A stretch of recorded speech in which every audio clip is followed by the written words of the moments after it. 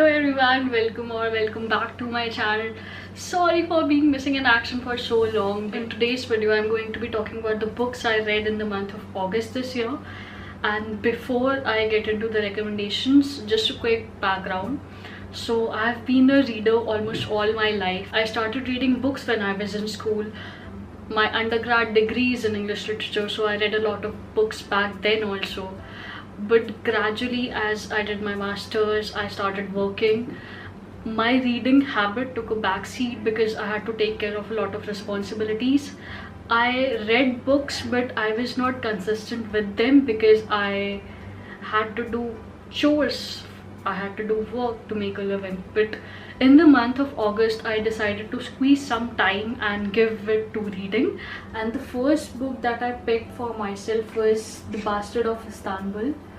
And oh my god, I am so happy that I got to know about this book, because the most famous book by this author is 40 Rules of Love, I guess, and it's a very celebrated book. I haven't read it though, but I've heard it's nice.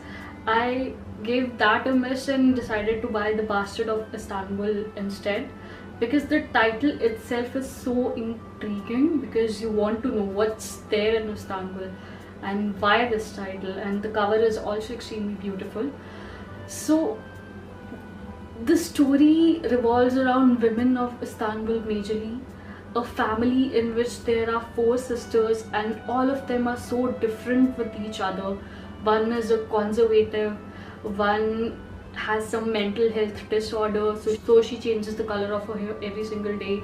The third one is a very disciplined school teacher, and the fourth one is the most outgoing, liberal, modern age women of Istanbul, who is not afraid to wear short clothes on the roads.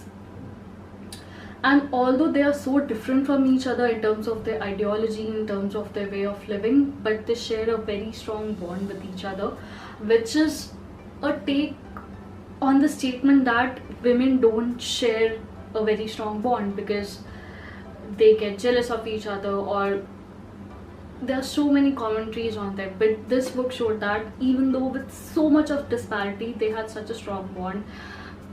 Again, the second plot line of this novel deals with the conflict of Armenians and Turks.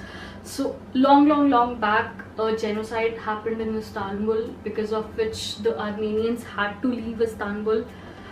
The Turks started ruling the state and a lot of people were homeless, a lot of bloodshed happened, a lot of killings happened. The ending is completely unpredictable. There was a scene in the book which completely shook me to the core, to the point that I stopped reading after it. It was so gruesome, it was so unimaginable, but do give it a read. It's a feminist read.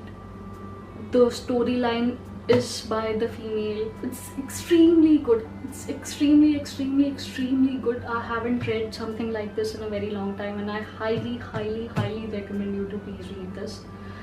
Okay, after this so much of long review, I'll move on to the second book, which is comparatively a very lighter read. It's Before the Coffee Gets Cold. So I'll briefly tell you about the synopsis of this book. There's a cafe in Tokyo, and there's a particular seat in that cafe, and if somebody sits on that seat, the person can be taken back to their past or they can move forward to their future. But there are certain rules attached to it. One is they cannot change their present irrespective of whatever they do in the past or the future, and they can only stay in the past or the future until their coffee is warm. When the coffee starts to get cold, they have to sip it, they have to finish it, otherwise they'll turn into a ghost. There are other rules also. To amend certain things, a girl goes back to meet her dead sister, a mother goes back to meet her unborn child, a girlfriend goes back to meet her boyfriend who left for America. And they know they cannot change anything, still they decide to go, but they come back as a changed person, and that is the main motto of this story. And there's so many events, it's extremely nice. The only down point of this book is that I think the story is unique, but it doesn't have a soul to it. I think the story somewhere got lost in translation, because I've read a lot of Murakami books, so I know the flow of the book. I think Murakami is a poetry in motion. The sentences are beautiful. I think it suits to Murakami's theme, but I was expecting similar sentences in this book also, so it was a disappointment.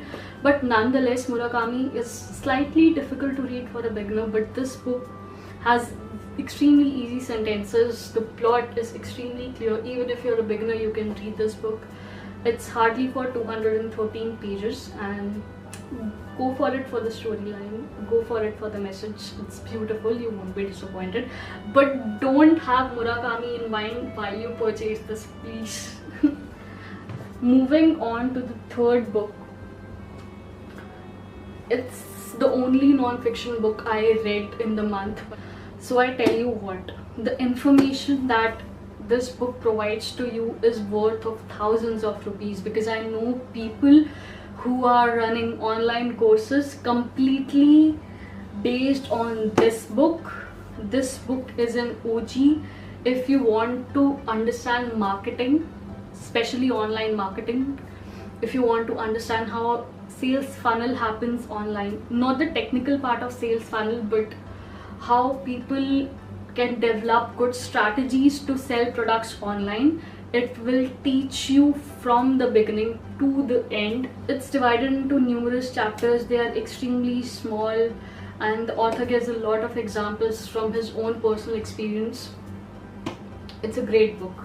Great book. Please, if you're a freelancer in digital marketing domain and you only know social media and you want to step up your game and learn sales funnels, please invest in this book, because you can learn technical skills online through any free course, but you can only learn strategies by reading this book. Nobody will teach you strategies online, but please read this and save your money. So these were the 3 books I read this month. I know it's not a lot, 3 is a very less number, but I'm hoping to read at least 4 books in September. I have already purchased a few books. Let's see how it goes. I started reading a 4th book also, but I won't name it because I haven't finished it, and I don't want to review it before I finish it. So anyway, let me know which all books you read in the month of August, which all books you plan to read in the coming month, which are your favorite books, because I love to get book recommendations. I'm always searching Amazon for different kinds of books. So if you have a recommendation for me, please do let me know. If you like the video, please give it a like, and I'll see you next time. Bye bye.